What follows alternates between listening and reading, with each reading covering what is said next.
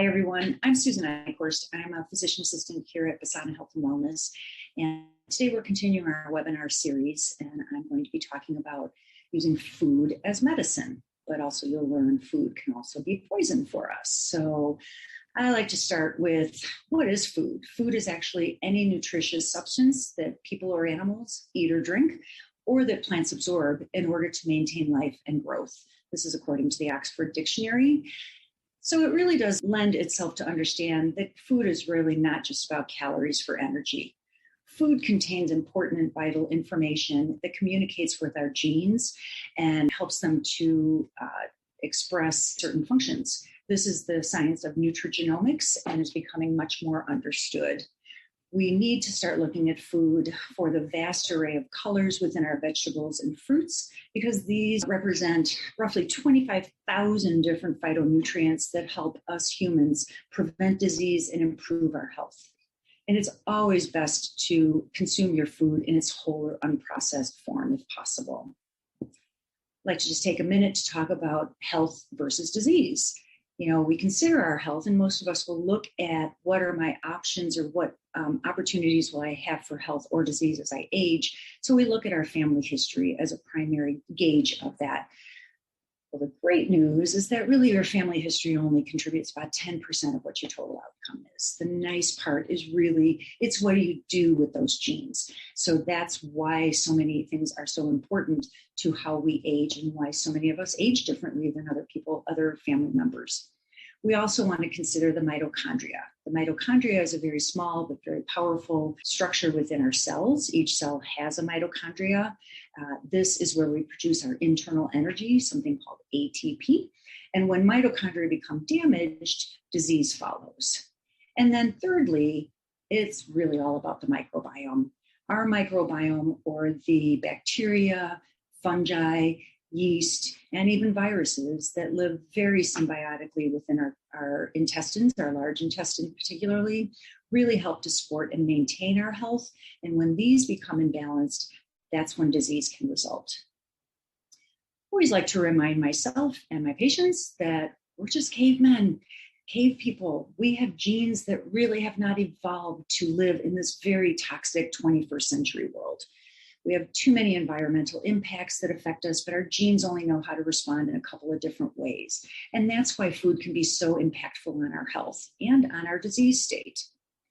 This is one of the biggest problems, is over the last 50 years, we have really started to believe this is food. This is really artificial food. I see 3 pieces of food in any of these pictures, and that's all the way down in the bottom right picture. There's a banana, a green apple, and a tangelo. That is food. The rest of this is really what we call man-made food products. These come from big corporations. They are formulated from just a couple of different ingredients that we mix up to make breakfast, lunch, and dinner foods, quote unquote foods, and then some snacks for in between. We use highly processed corn, wheat, and rice, large amounts of high fructose corn syrup, processed vegetable oils, and artificial sweeteners and colors. None of these really constitute food. Even if you're embracing a gluten-free diet, which I personally follow, and I encourage almost all of my patients to follow, especially if they have autoimmunity in their family or in themselves, just because it's a gluten-free product absolutely does not mean it's healthy. We still use processed corn, rice, instead of wheat. We've eliminated the wheat, but you still get all these other processed foods. There's a ton of sugar in these products, and of course the processed oils. So if it's a pretzel, if it's cake, if it's a cookie, even if it's gluten-free, it's still junk food. Most of us are probably not aware where a lot of these man-made food products even come from. They are the subsidiaries of really just about 10 different corporations. And when you do look at it in that respect, big food compiles about $2 trillion a year as an industry. That's us paying them to give us food products that are unhealthy for us. The big food has very powerful lobbyists in Washington, D.C. They have a lot of money to spend to influence our representatives and lawmakers on how they make rules and regulations surrounding the food industry, surrounding the products that are produced. And it's a little bit questionable when a group like the American Academy of Pediatrics accepts money and donation from companies like Coca-Cola, Pepsi-Cola, and McDonald's Corporation. That must make it very challenging for them to make a stand against fast food and junk food for our kids if they're actually being supported by these companies. I think most of us are not quite aware of what subsidies are. I know that they can be very helpful for our farmers, but 70% of our subsidies really go for corn, soybean, and wheat. These are monocultures that over time can destroy our soil, but also then we have to do something with these products. The USDA, or the US Department of Agriculture, their mission is to regulate not only aspects of agriculture, but they also compile our food pyramid. So if they're subsidizing at such a high rate for these products, they're obviously going to put them into our food pyramid itself. And then, interestingly, numerous companies are currently actively fighting with large amounts of money against the GMO labeling of their products. And here's just a little sampling of these companies that really do not want consumers to know that they're GMO products within their products. There's endorsements that come through. So we think that obviously if the FDA or the American Heart Association, the Academy of Nutrition and Dietetics has endorsed this, such as vegetable oil instead of butter and lard, then these must be appropriate products for us to consume. Other endorsements, the USDA really promoted a very low-fat, high-grain diet in the 1970s, despite solid evidence against this form of lifestyle. And we saw diabetes rates soar, we saw dementia rates soar, hypertension, and certainly obesity as well. So here's the food pyramid that came out of the USDA. As you can see, it's recommending 6 to 11 different servings of grain products, whether that's rice, bread, cereal, or pasta. That's the foundation that they feel that we should be eating. Then you add on some fruit and vegetables. Then you add on some meat and cheese, and eventually some oils to be used sparingly. Don't forget crafty marketing. You know, the marketing companies are very good at sugarcoating things, no pun intended. Here's a good example with Cheerios, Honey Nut Cheerios. They do proclaim that they are heart healthy, they are gluten-free. Interestingly, soluble fiber found in oats certainly can lower total cholesterol by about 6 to 7 points within about 4 to 6 weeks. However, when you look at the ingredients in this product, the second ingredient is sugar, followed by a little oat bran, but then you have cornstarch, which just becomes a sugar, honey. Let's add a little brown sugar syrup just to have a little more sweetness, some processed canola oil. Fortunately, we've got some natural almond flavor, but I doubt there's very much in there. And then they do fortify this with some vitamins as well. But this is not a heart healthy product at all. And then lastly, we start young in the marketing department. We advertise for cereal on TV. Kids associate that with their favorite heroes and cartoon characters. Candy is easily displayed at the front of the store and in really any type of store. You go to a hardware store, they're selling candy. You go to Office Max, they're selling candy. It's right at eye level and bright colors to appeal to kids, and they remember that stuff and really hit up mom for these products. So now that we know all this stuff, what do? We really want to eat real food. We want to eat not too much of it, and please mostly plants. This is according to Michael Pollan, who is a well-known science journalist. We really need to get back to truly nutritional foods. We want foods that can feed and promote a healthy microbiome. The more your bacteria and the microbiome in the gut are happy and well-balanced, this is what's really going to help make us the healthiest that we can be. Good nutritional food helps to regulate our hormones, helps to regulate neurotransmitters like dopamine and serotonin, helps to regulate our immune system, which at this time during high COVID time, even flu season, cold season coming up, you really want your immune system up to par so that it knows how to fight these infections without going crazy and haywire on us. And then finally, good nutritional foods will balance and maintain good glucose and insulin levels. This is the part of the story you really want to get familiar with. And everybody knows this, but this is really just a good reminder on why this is so important.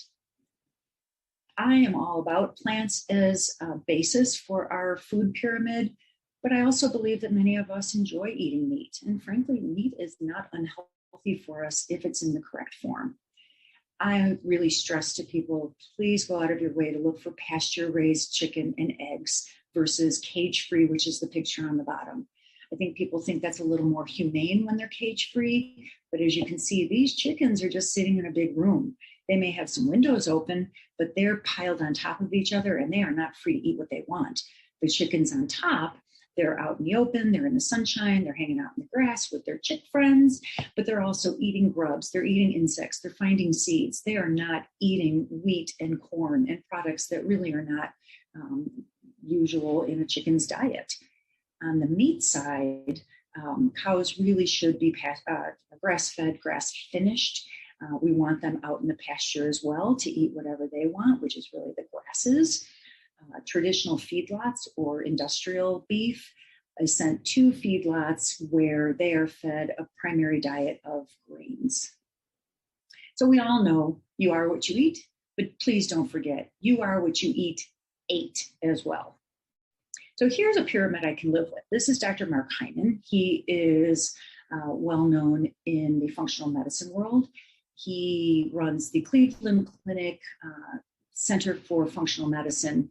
And he came up with a great pyramid that really highlights unlimited amount of non-starchy vegetables. You do not have to count any calories. You eat as many as you want. You can have them cooked in various ways, but we really need plants as our basis. On top of that, that's where we get into 3 to 5 servings of fat per day. We'll talk a little bit more about fats in a minute, and then some protein. Then the next level is fruits. But here we do have to be a little bit cautious. Berries are kind of unlimited. Berries are so helpful for us. Lots of anthocyanins, lots of phytonutrients. But some of these fruits can get a little bit high in their sugar content. So I think the best way to look at fruit is eat fruit when it's in season. You know, a mango in the middle of January is not coming off most of our trees. So really kind of focus on fruits that are not super high in sugary and use those as treats. And then going up that ladder, you've got beans and legumes, non-gluten grains, that's quinoa, brown rice. As examples, you can use unlimited amounts of spices and herbs, and I really encourage you to learn to cook and really embrace different flavors, because that, again, where some of this magic happens between our microbiome and how our genes react. And then all the way at the top, it's really sparingly, it's recreational treats. So that would be wine and alcohol, and those you want to use sparingly. So again, go back to your organics. They're always going to be beneficial for you, but that's not always possible for everybody. And some people really are working on quite a budget. So it's easy to get some great information from the Environmental Working Group every year. They put out their list of the Dirty Dozen. These foods represent produce that is traditionally grown with the highest level of pesticide and herbicides on them. So you really want to, and strawberries comes out on top, I don't know, the last 5, 6, 7 years. So if nothing else, you buy strawberries, please indulge for your health and buy organic, all the way down to the tomatoes down at the bottom. And all of this you can also find online every year. The Environmental Working Group also gives us the Clean 15. The Clean 15 are foods that really do not get loaded with pesticides. They have much less probability of being contaminated and tainted. However, if you can buy organic, it certainly is better for the environment. Always keep thinking, what are we leaving behind for the next generations? When we do eat organic, we're contributing to restorative agriculture. And this provides the grass-fed, grass-finished meats. I think this bears a little more explanation because there are a number of places that may advertise a grass-fed meat. However, the last 2 to 6 weeks of that steer's life, it actually may spend at the feedlot getting finished with grains or corn. So you really need to delineate, hey, is this meat from a grass-fed plus grass-finished farm? When you talk about grass-fed, grass-finished meats, they are very high in omega-3 fatty acids, roughly 7 times that of the industrial raised beef. Our regenerative farmers actually make up to 20 times more of the profit. So if we're not subsidizing their crops, how about if we just encourage them to continue to grow these crops for us and raise these animals? And restorative agriculture considers the soil itself. There's some estimates that if we continue industrial farming the way that we have, we're going to run out of harvests in about 60 years. And so we really need to continue to replenish that soil. When we have animals in a feedlot, somebody's just cleaning all that manure up. When we have animals on a big pasture, then they are eating the grass. They're replanting that grass with their manure, which then helps to build and sequester more carbon, hold on to more water, and regenerate that soil. This is where you want your steers and cows to live, not the last of their lives here in a feedlot.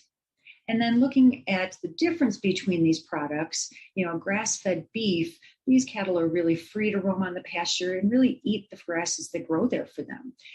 It's leaner and juicier meat. It has a higher moisture content. As I said, higher in omega-3 fatty acids, vitamin B6 and beta-carotene, has a higher antioxidant and anti-inflammatory compounds as well.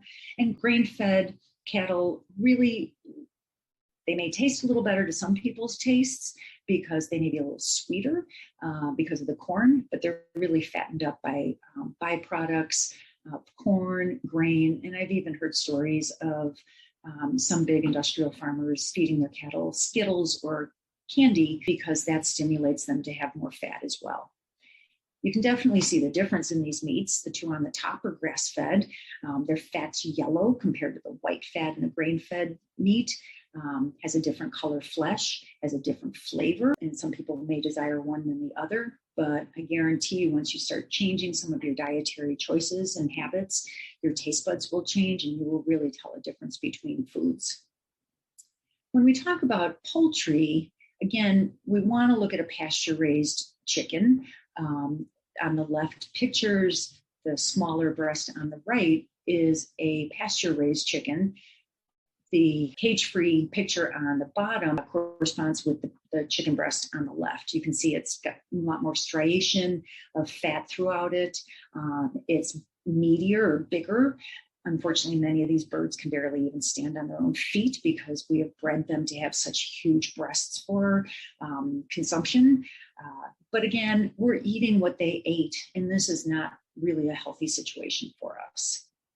We haven't talked about fish yet, and this is a little bit of a tricky topic in my mind because it looks like we're really having a problem with industrial fishing, which is barely regulated out there, is decimating our oceans of a number of other fish that we don't even want. And so a lot of people are looking at farmed options. Well, the problem with a farmed fish is unless it's under really ideal conditions, they have to use a lot of herbicides and pesticides. There's antibiotics use. As you can see, the meat is going to look very different. The slice on the right over here on the left picture only has about a quarter of the vitamin D that you find in a wild-caught salmon. It's usually very pale pink. They actually feed these fish some pigmentation, some synthetic pigmentation to make their meat a little pinker like a natural salmon.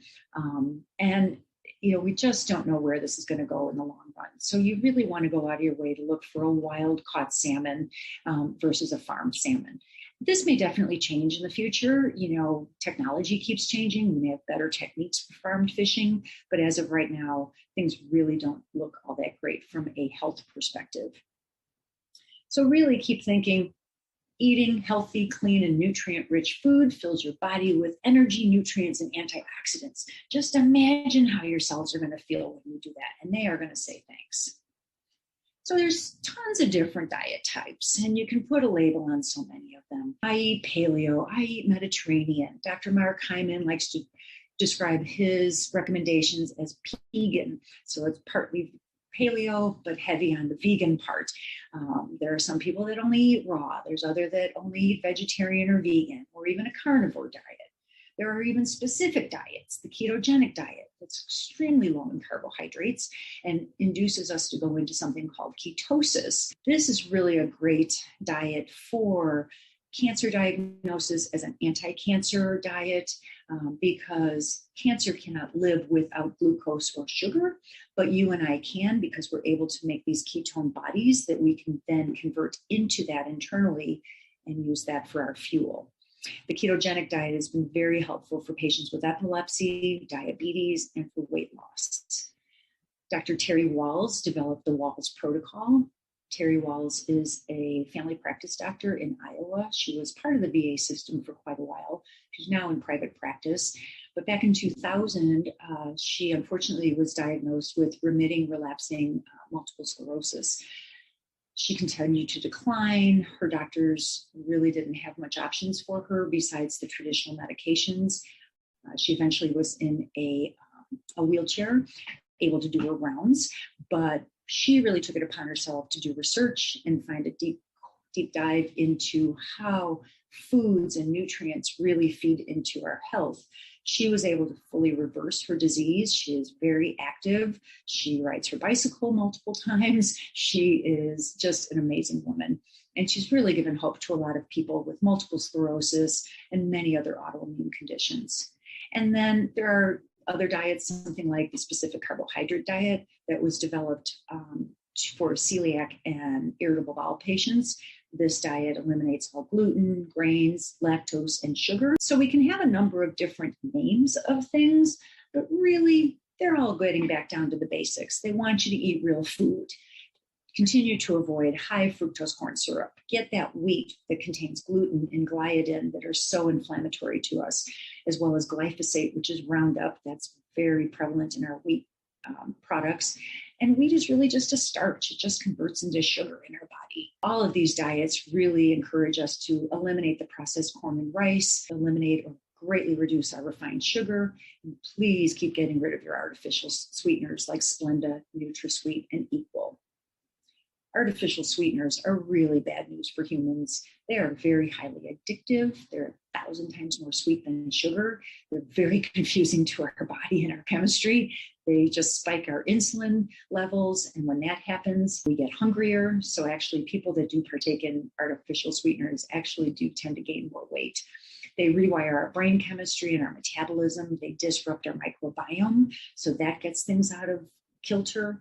And then they are associated with chronic fatigue syndrome, Parkinson's disease, multiple sclerosis, autism, and some cancers as well. So really a good idea to continue to get those artificial sweeteners out of there and get rid of that Diet Coke. Keep looking at labels. Again, the marketing people are very tricky. They come up with all sorts of different names to kind of trick us into thinking, oh, it's not that bad. It's pure cane sugar, or there was something else. Oh, Florida crystals. Like, what the heck is that? Or how bad can a little bit of maple syrup or grape sugar be? But really, they're all sugar. And sugar is 8 times more addictive than cocaine. We are programmed to want and crave sugar. That's a mechanism for our survival, because when we were cave people, we might come along some berries now and then. And we were programmed, hey, we better eat these. These are high energy, dense nutrients. Let's get these in there. And then we didn't see them for another season or two. So that's why we become so addicted to sugar and why it is such a problem for so many of us.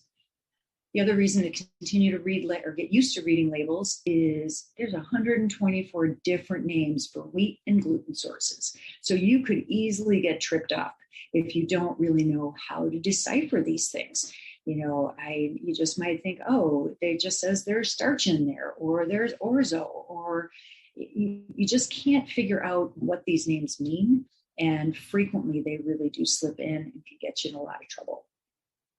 So preferred sweeteners would be something like monk fruit, pure stevia. Please go away from or avoid the pure via or truvia type forms because they do have corn fillers in them. Coconut sugar is a good alternative. It has a low glycemic index. Organic maple syrup is a great idea. But please remember, these are still forms of sugar. They're not unlimited. They're not a free pass. Really, everything we can do to reduce our sugar intake will reduce our risk of cancer, dementia, arthritis, blood pressure, and weight. Now we get to the fats, trans fats specifically, and partially hydrogenated trans fats are a real problem. These were actually developed to make shortening and margarine way back in the 1940s. These man-made foods increase our small LDL, the bad particles, and it lowers the good HDL particles. It really contributes to chronic inflammation, contributes to diabetes, obesity, stroke, dementia, and cancer, kind of an ongoing theme here. And interestingly, we were all excited because the FDA banned trans fats back in 2015. They mandated that foods had to be free of trans fats by 2018, although they extended that to 2019. But there's a huge loophole here. If a product has less than half a gram of a trans fat per serving, it can be listed as zero trans fat on the packaging. So if somebody eats a 6-serving portion or bag of a snack and it says it's zero trans fats and there's half a gram per serving, they may actually be getting 3 grams of a trans fat. I always think this is pretty compelling looking. This is a refinery, as most of us are going to recognize, but you can't tell by looking at these. Are they refining the oil I put in my car as gasoline, or are they refining the vegetable oil that we cook our dinner in? And this is a vegetable oil refinery plant. So be very cautious. You need to look at the ingredients for partially hydrogenated oils because these trans fats can hide microwave popcorn, donuts, pizza, frozen foods. If you just consider these on just the fact that they are processed foods, that would be a good reason to eliminate them, but also they contain these trans fats that are so harmful. But what are desirable fats? Well, fats are really good for us. Our brain loves fat. Fat doesn't make us fat. Sugar makes us fat. So you want to look for, again, a grass-fed butter. You want a ghee, or is it clarified butter? All the butter solutes have been taken out, and this has a much higher fat content. Clarified butter or ghee is also excellent to cook with because it has a really high smoke point, so it doesn't denature or break down while you're cooking with it. Avocado oil and coconut oil are also excellent for cooking for the same reason. Olive oil is fabulous. There's no doubt about it, but you do have to watch for fakes. I was just dismayed when I learned through a book called Fake Food that Italy is the largest exporter of olive oil, and that didn't surprise me. But Italy is also the largest importer of olive oil, and that didn't make any sense to me until I read further and learned that they really tend to blend some of those oils. So it may get through the grading process, but by the time that gets to market, gets overseas, and is actually used in a kitchen, that is starting to get rancid. So you really want to use olive oil. You want to use a lot of it, but best that you can use it raw. The Italians and the Greeks actually do a shot of olive oil many days a week. I think their average is about 1 liter per month per person. And this is one of the reasons why that Mediterranean diet is so beneficial. But olive oil does break down at high temperatures, so sauteing it can break it down. It's really ideal to use it raw if possible. And then finally, medium chain triglyceride oil, or MCT oil, that's gotten a lot of more press now. That's a form of coconut oil, something that is in a bulletproof coffee. That's where you put some kind of a grass-fed butter, MCT oil into the coffee in the morning so that you get started with some fat to start your day. It's very satiating, but it also jumpstarts your brain. So what about dairy? Dairy is a tough one. Most experts are going to agree as far as the functional medicine, integrative medicine, naturopaths, that really dairy should be avoided. You know, we're not calves. It is highly reactive to most Americans, or most humans rather. We initially thought that we needed dairy in our diet for our bone health. But as a study out of Sweden show, Sweden has the highest milk intake, but they also have the highest fracture rate. So that doesn't seem to correspond. many people are lactose intolerant. In the white population, 25% are lactose intolerant, and that continues as they age. In the African American, Asian, and Native populations here in the US, upwards to 75 to 90% of these people have lactose intolerance. And dairy is really highly associated with allergies. It's associated with weight gain, acne, eczema, bloating, gas, and even possibly cancer. So I would say if you're going to eat dairy, please avoid conventionally raised cow dairy. Avoid skim, 1 and 2% milk fat, because really the fat is the healthiest part of the milk, and we've just taken that out. Avoid low-fat yogurts. Yogurts are frequently just full of sugar. And a better way to get good probiotics is through kefir or fermented foods. Avoid cheese that's made from skim or reduced fat milk, just for the same reason I listed above. And avoid cheese in a can. That's kind of an obvious one. As far as beverages, we really need to keep concentrating on water, especially here in Colorado. We're such a dry climate. The easiest, cheap way to figure out if you're having enough hydration is just look at your pee. Does it look like apple juice? Then you need some hydration. If it looks more like Crystal Light, then you're probably doing okay. I really encourage people to get a filter, like a Berkey filter or a reverse osmosis filter, because this will take out most of the contaminants that's in our tap water. In my case, the Berkey filter will also take fluoride out of our water too. Mineral water is a great alternative. Green tea is awesome, helps to burn fats, a great antioxidant. Most of the herbal teas are really great for disease-fighting polyphenols, and they also help to rid free radicals. There are some milk alternatives. Soy milk, I'm cautious with that because much of our soy in the United States is GMO, but oat and almond and cashew milk, these can all be beneficial, but a number of them have added sugars and many of them have some other additives as preservatives. So again, getting in the habit of reading labels is really going to be helpful for you. Coffee, coffee's got it's good days and bad days. It depends on what day of the week you're looking at studies. But the one thing with coffee that you want to be careful of is a lot of it has got mold contamination. By the time it gets to us, it's already gotten through their processing plants, and a lot of that has got some mold contamination. So you really want an organic product. You want a higher grade mold-free coffee. Obviously, avoid sugar.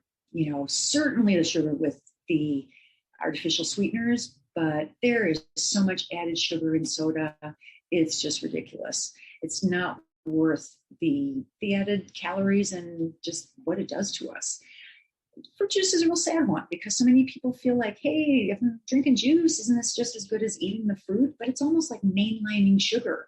If you eat an apple, your body has to break down it goes very slowly. It has to break it down. It's got the pectin. It can slowly digest it. It's got fiber in it. So you're slowly going to get this sugar into your system. If you drink fruit juice, it goes right through the liver, in through the the pancreas gets stimulated. You have just spiked your sugar pretty high. And then please avoid or be very cautious with sports and energy drinks. They have massive amount of sugar and caffeine, and most of us really do not need the electrolyte push that they say that we do. So what are our takeaways here? I think we really need to consider that sugar should be used like a recreational drug. Check labels for added sugar. That's where these things get snuck in. Look for labels for knowing what kind of sugar is in there. And the more you can get away from sugar, your body will crave it less and less. That will be a lot easier for you. Please know, our modern wheat today is nothing like the ancestors' wheat that they ate. Even our great-grandparents' wheat was different. Now, as I mentioned earlier, our wheat is laced with Roundup, which upsets the microbiome. It is bred to have much higher levels of gluten. It has a higher yield. It's got higher carbohydrate level. It is not worth it. And almost all of the experts that I follow really encourage us to get wheat out of our diet. Do consider that quality counts. If you can afford it, please buy organic. Look for grass-fed, grass-finished meat. I encourage meat for a diet if somebody wants to do that. But I do think it matters very much on what kind that is. And the same with our fish and our poultry. And don't forget, it's clean food, but also clean water and clean air that are so important to our healthy lifestyles. And I think Thomas Edison was way ahead of his time by saying, the doctor of the future will give no medicine, but will interest his patients in the care of their human frame, in diet, and in the cause and prevention of disease. There's lots of support out there. Our office offers functional medicine consultation. I specialize more in hormone balancing, but food is really a passion for me because it's just totally changed my life. And there are so many options out there to learn. All of these experts really respect that many lay people really want to do the right thing for their health, but don't know where to get started. Some of these books kind of get a little technical because they recognize that their practitioner colleagues are also reading them, and so they're learning from them. But do know that these things are out there. This is readily available. Most of these colleagues will even put out YouTube videos. They may have recipe books. There's lots of options to learn out there. And according to Anne Wigmore, who again was ahead of her time, the food you eat can either be the safest and most powerful form of medicine or the slowest form of poison. Anne Wigmore was a naturopath in the 40s and 50s, and she pretty much was ahead of her time with respect to promoting a raw diet and really using food for its beneficial properties. So don't forget, please go out and eat the rainbow. All of these different foods have such good qualities to help us heal and really get the lifestyle that we're looking for as we age. Appreciate you joining us in today. Please be in touch with us if we can be of any help. We look forward to you in the future. Thanks.